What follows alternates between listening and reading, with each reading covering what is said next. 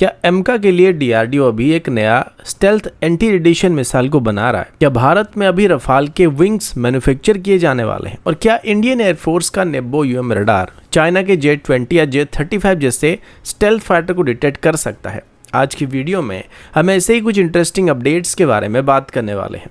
नमस्कार दोस्तों, मेरा नाम है अंशुमन नायक और आप सभी का बहुत बहुत स्वागत है इंडियन डिफेंस न्यूज की डिफेंस टॉक सीरीज में।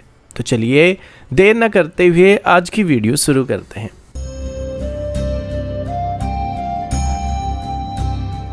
आज की पहली अपडेट भारत के एमका फाइटर के नए stealth compatible anti radiation missile programme को लेकर है। रिपोर्ट्स के मुताबिक डीआरडीओ और एडीए की तरफ से अभी एमका के लिए एक नए जनरेशन के stealth compatible anti radiation missile को डेवलप करने की प्लानिंग किया जा रहा है। सबसे खास बात यह है कि ये मिसाइल एग्जिस्टिंग रुद्रम 1 का मॉडिफाइड वर्जन नहीं होने वाला है, बल्कि इसको एमका के इंटरनल वेपन बेस को ध्यान में रखकर कंप्लीटली नए तरीके से डिजाइन और डेवलप किया जाने वाला है।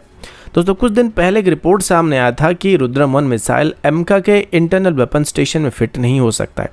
इसका मेन कारण इसका साइज होने वाला है, क्योंकि रुद्रम 1 लगभग 5.5 मीटर लंबा है और करीब 600 किलोग्राम का है, जिसको ओरिजिनली तेजस Su-30MK और बाकी 4.5 जनरेशन एयरक्राफ्ट के एक्सटर्नल हार्ड पॉइंट्स में इस्तेमाल करने के लिए डिजाइन किया गया था, जिस वजह से इसको एमका की इंटरनल वेपन स्टेशन में फिट करना मुश्किल होने वाला है और इसको लेकर अभी सवाल खड़े होने लगे थे। इसी वजह से डीआरडीओ की तरफ से अभी एयरक्राफ्ट को मिसाइल के हिसाब से रीडिज़ाइन करने के बजाय मिसाइल को एयरक्राफ्ट के हिसाब से रीडिज़ाइन करने का फैसला किया जा रहा है। रिपोर्ट्स के मुताबिक नए मिसाइल में folding control fins, advance high energy solid propellant और कॉम्पैक्ट एयरफ्रेम का इस्तेमाल किया जाने वाला है, जिस वजह से कम साइज में भी अच्छी रेंज और परफॉर्मेंस हासिल किया जा सकता है।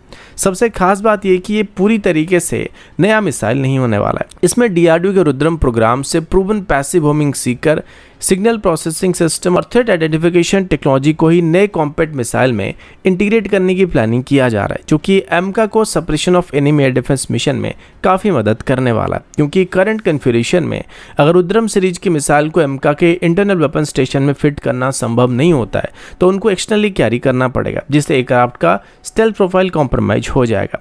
इस वजह से अभी एमका के लिए एक स्पेसिफिक एंटी रेडिएशन मिसाइल को डेवलप करने का प्लान किया जा रहा है। कुल मिलाकर जिस तरह ब्रह्मोस का मिनी वर्जन ब्रह्मोस एनजी को डेवलप किया जा रहा है, ठीक उसी तरीके से भी रुद्रम फैमिली का एक और कॉम्पैक्ट वर्जन को भी डेवलप किया जा रहा है, जो कि स्टेल्थ कॉम्पैटिबल वर्जन होने वाला है और इसको खास करके एमका जैसे 5th जनरेशन फाइटर से इस्तेमाल किया जाने वाला है।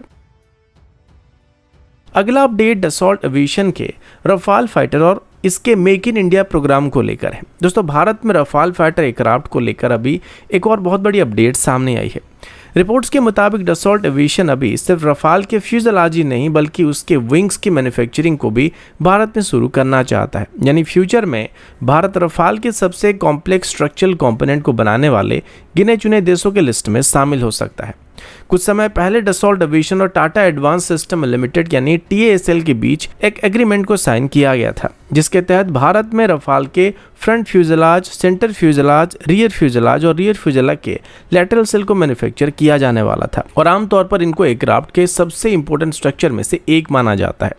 लेकिन अभी रिपोर्ट्स के मुताबिक डसॉल्ट की तरफ से अभी भारत में एक और एरोस्पेस कंपनी की तलाश किया जा रहा है, जो कि रफाल की विंग्स को मैन्युफैक्चर करने वाला है।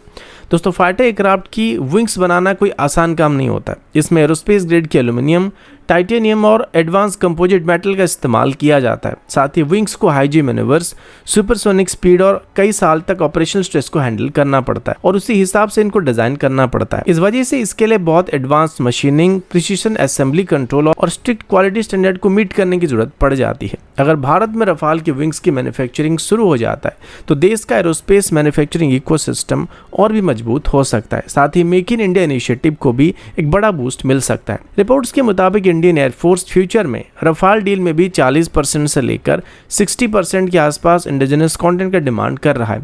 ऐसे में लोकल विंग प्रोडक्शन से इस टारगेट को अचीव करना हमारे लिए थोड़ा आसान बनने वाला है। कुल मिलाकर अगर ये फाइनल हो जाता है, तो भारत सिर्फ रफाल खरीदने वाला देश नहीं बनने वाला है, बल्कि फ्यूचर में डसॉल्ट के ग्लोबल मैन्युफैक्चरिंग सप्लाई चेन का एक मेजर प्रोडक्शन हब भी बनने वाला है।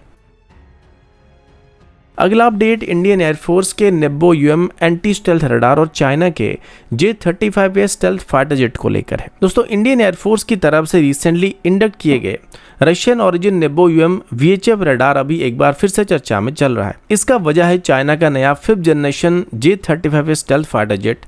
और अभी डिफेंस एनालिस्ट के बीच सबसे बड़ा सवाल ये कि अगर फ्यूचर में J-35A जैसे एयरक्राफ्ट को पाकिस्तान के एयरस्पेस में ऑपरेट किया जाता है तो क्या इंडियन एयरफोर्स का नेबो यूएम रडार उसको डिटेक्ट कर पाएगा या फिर नहीं कर पाएगा।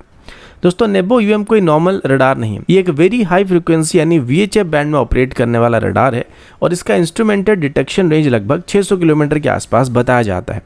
यह radar conventional fighter jets, ballistic missile और स्टेल्थ एयरक्राफ्ट्स को डिटेक्ट करने के लिए डिजाइन किया गया है। सबसे खास बात यह कि J-35 जैसे स्टेल्थ फाइटर्स को मेनली एक्स बैंड और KU बैंड के रडार से बचने के लिए ऑप्टिमाइज किया गया है, लेकिन VHF रडार की वेवलेंथ बहुत लंबी होती है। इस वजह से एयरक्राफ्ट के विंग्स और फ्यूजलाज के साथ अलग तरीके से इंटरेक्ट करते हैं, जिससे स्टेल्थ एयरक्राफ्ट की भी रडार सिग्नेचर छुप नहीं पाता है। ओपन सोर्स एस्टिमेट्स के मुताबिक अगर J-35 हाई एल्टीट्यूड पर ऑपरेट करता है तो नेबो यूएम रडार फेवरेबल कंडीशन में इसको लगभग 200 से 400 किलोमीटर की दूरी से आराम से डिटेक्ट कर सकता है। हालांकि एग्जैक्ट रेंज एयरक्राफ्ट की एल्टीट्यूड, डायरेक्शन, इलेक्ट्रॉनिक जैमिंग और वेदर कंडीशन के ऊपर डिपेंड करने वाला है। और अगर ये लो एल्टीट्यूड पर ऑपरेट करता है या हिमालय के माउंटेन रीजन में ऑपरेट करता है तो वहाँ पर डिटेक्शन रेंज काफ़ी हद तक रिड्यूस होने वाला है। लेकिन दोस्तों, यहाँ एक बात समझना बहुत ज़रूरी है, डिटेक्शन का मतलब टारगेट को डिस्ट्रॉय करना नहीं होता है। नेबो यूएम का main role early warning provide करना होने वाला है, जिसके बाद टारगेट की इन्फॉर्मेशन को S-400 सिस्टम या हमारी बाकी फायर कंट्रोल रडार को दिया जाएगा, जिसके बाद हम इंटरसेप्टर मिसाइल को लॉन्च करेंगे। कुल मिलाकर नेबो यूएम इंडियन एयरफोर्स के लेड एयर डिफेंस नेटवर्क का एक बहुत इंपॉर्टेंट हिस्सा बन सकता है। अगर फ्यूचर में पाकिस्तान को चाइना से J-35 या कान जैसे स्टेल्थ फाइटर मिल जाते हैं तो ये VHF रडार भारत की एंटी स्टेल्थ डिटेक्शन कैपेबिलिटी को पहले के मुकाबले कई गुना मजबूत करने वाला है। अगला अपडेट भारत के इंडिजिनस मेल यूएवी प्रोग्राम को लेकर है। रिपोर्ट्स के मुताबिक 30,000 करोड़ रुपए से भी अधिक वैल्यू वाले मेल यूएवी यानी medium altitude long endurance drone programme के लिए अभी रिक्वेस्ट फॉर प्रपोजल और request for code submission process को ऑफिशियली कंप्लीट किया जा चुका है। इस प्रोजेक्ट के अंदर इंडियन आर्म्ड फोर्सेस के लिए लगभग 87 एडवांस मेल ड्रोन को खरीदने का प्लान किया गया है। इस मेगा टेंडर में लगभग 10 डिफेंस कंपनीज की तरफ से अपना बिड को सबमिट किया गया है। इसमें HAL, Tata advance system limited, Larsen and Toubro, Adani defence, solar defence and aerospace और राफेल एम्फीवीर जैसे कंपनी शामिल हैं। अभी मिनिस्ट्री ऑफ डिफेंस की तरफ से टेक्निकल एवोल्यूशन कमेटी इस सभी प्रपोजल का डिटेल रिव्यू करना स्टार्ट करने वाली है। सबसे खास बात यह है कि इस प्रोजेक्ट में सिर्फ परफॉर्मेंस ही नहीं बल्कि इंडिजिनस कंटेंट पर भी सबसे ज़्यादा फोकस दिया जा रहा है। हर कंपनी को अभी कम से कम 60% इंडिजिनस कंटेंट और प्लेटफॉर्म के इंटेलेक्चुअल प्रॉपर्टी राइट्स भी प्रूव करने की जरूरत पड़ने वाली है। अगर कोई कंपनी इन स्टैंडर्ड को पूरी तरीके से मैच नहीं कर पाती तो उसकी बिड को इसी स्टेज से ही रिजेक्ट कर दिया जाएगा। टेक्निकल एवोल्यूशन के बाद सिलेक्टेड ड्रोन का फील्ड एवोल्यूशन ट्रायल को स्टार्ट किया जा सकता है। इन ट्रायल्स के दौरान ड्रोन्स को लद्दाख के हाई एल्टीट्यूड एरिया, राजस्थान के डेजर्ट कंडीशन और इंडियन ओशन रीजन के मैरीटाइम एनवायरनमेंट को टेस्ट किया जाएगा। साथ ही इनकी 30 घंटे से अधिक की एंड्योरेंस, 35,000 फीट से ऊपर की ऑपरेशनल सीलिंग, ISR कैपेबिलिटी और फ्यूचर में इंडिजिनस प्रिसिशन गाइडेड वेपन को भी इंटीग्रेट करने की कैपेबिलिटी को इसमें वेरीफाई किया जाएगा। खास बात यह कि पूरा ऑर्डर सिर्फ एक कंपनी को नहीं दिया जाएगा बल्कि इसमें L1 और L2 मॉडल को फॉलो किया जाएगा, जिसमें लोएस्ट बीडर को लगभग 64% और सेकेंड लोएस्ट बीडर को 36% ऑर्डर दिया जाएगा, जिसमें सेकेंड बीडर को बाद में L1 बीडर की प्राइस को मैच करने की जरूरत पड़ने वाली है। अगला अपडेट भारत के प्रोजेक्ट 75 आई सबमरीन प्रोग्राम को लेकर है। दोस्तों, भारत के सबसे बड़े डिफेंस डील में से एक प्रोजेक्ट 75 आई अभी अपने फाइनल स्टेज में एंटर कर चुका है।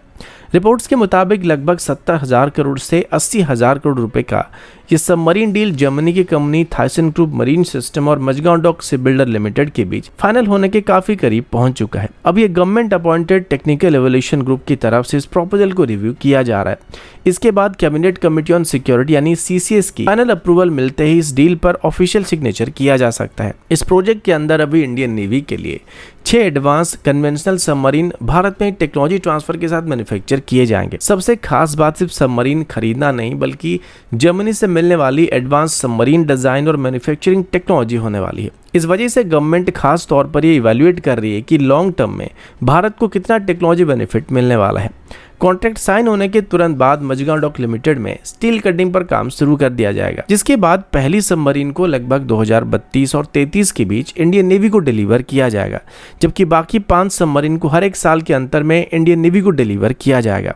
दोस्तों इंडियन नेवी के लिए प्रोजेक्ट बहुत इंपॉर्टेंट माना जा रहा है क्योंकि अगले 10 सालों में इंडियन नेवी की लगभग 10 पुरानी सबमरीन रिटायर होने वाले हैं। ऐसे में प्रोजेक्ट 75I इंडियन नेवी की अंडर वाटर कॉम्बैट कैपेबिलिटी को मेंटेन करने में बहुत बड़ा रोल को प्ले करने वाला है। रिपोर्ट्स ये भी इंडिकेट करते हैं कि अगर पहला बैच हमारा सफल रहता है, यानी पहले के 6 सबमरीन जल्दी इंडक्ट हो जाते हैं, तो बाद में भारत की तरफ से इसी डिजाइन को बेस करके 3 और सबमरीन को अपने सर्विस में शामिल किया जा सकता है। यानी कुल मिलाकर प्रोजेक्ट 75I के अंदर हम 6 से लेकर 9 सबमरीन को अपने सर्विस में शामिल करने वाले हैं। तो दोस्तों अभी के लिए इतना ही, मिलता हूँ आपसे अगले वीडियो में, तब तक के लिए जय हिंद, वंदे मातरम।